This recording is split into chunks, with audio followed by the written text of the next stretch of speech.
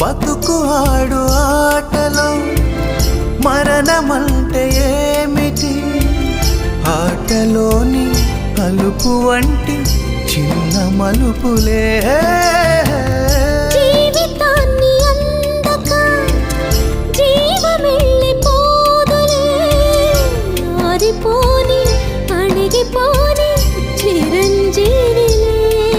తల నిండుగా శీసులే, ఇక నిండునా ఆశలే.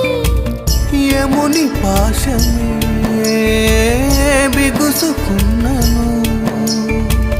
మరణమన్నది